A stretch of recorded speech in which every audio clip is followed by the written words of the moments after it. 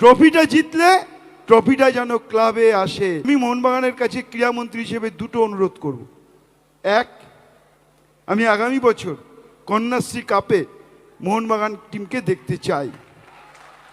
আগামী বছর কন্যাশ্রী কাপে মেয়েদের টিমটাকে দেখতে চাই, কারণ ভারতীয় আমাদের বাংলার মেয়েরা আজকে কিন্তু ভারত সেরা হয়েছে।